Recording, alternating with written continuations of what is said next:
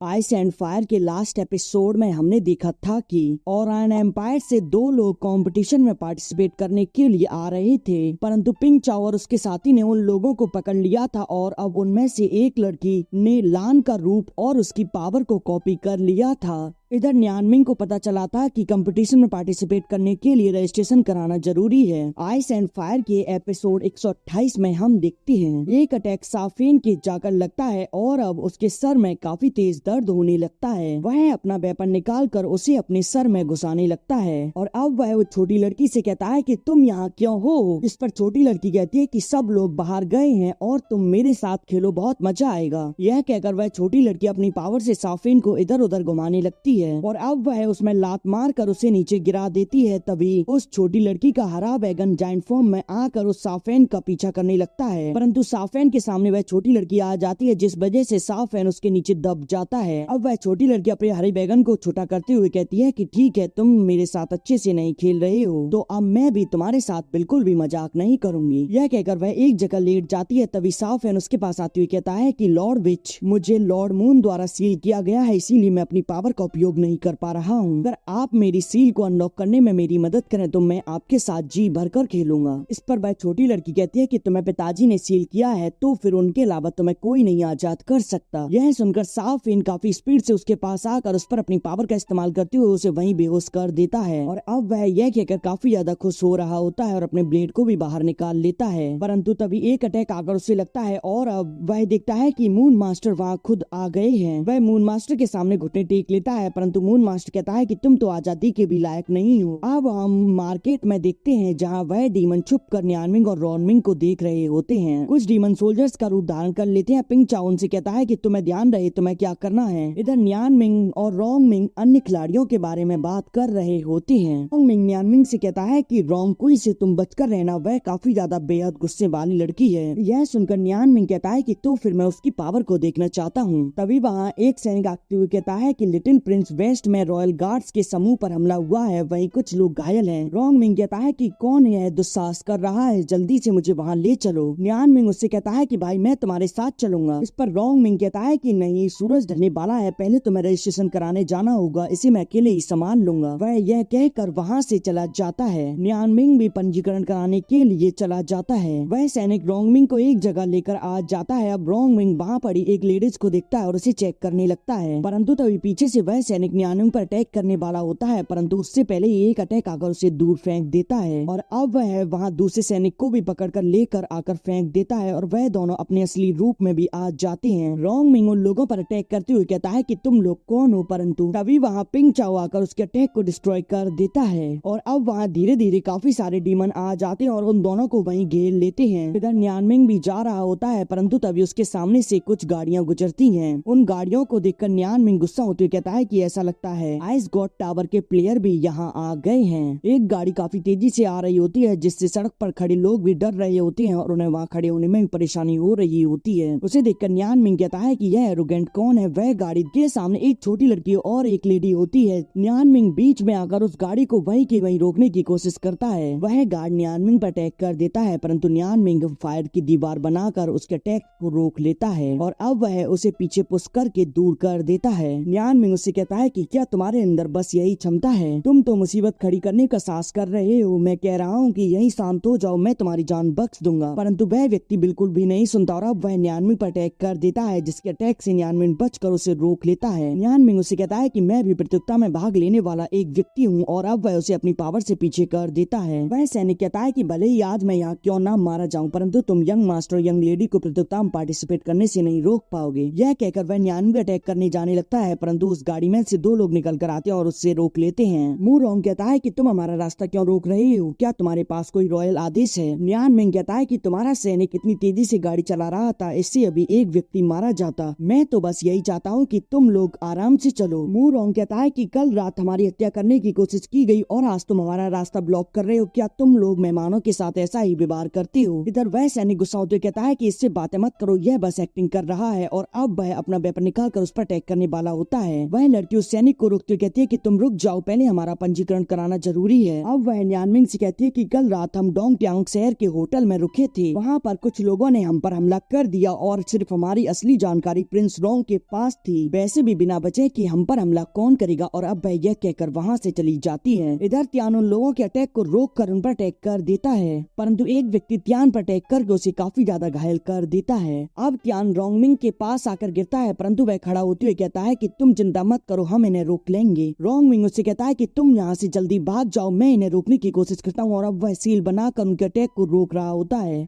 अब त्यान वहाँ अपने पावरफुल अटैक को समन करने लगता है, जिसमें उसकी जान भी जा सकती है। रोंगमिंग उसे कहता है कि तुम ऐसा मत करो, इससे तुम्हारी बॉडी एक्सप्लोड हो जाएगी, परंतु त्यान नहीं मानता और अब वह अपनी टेक्निक को कंटिन्यू रखता है। परंतु तभी वहाँ रॉयल गार्ड आ जाते हैं। उन्हें देखकर रोंगमिंग उन्हें वहीं रुकने के लिए कहता है और अब वह त्यान से कहता है कि यहाँ रॉयल गार्ड आ गए हैं। इधर पिंग चाओ कहता है कि यहाँ काफी लोग आ गए हैं, तो हमें यहाँ से चलना चाहिए। और अब वह लोग वहाँ से चले जाते हैं।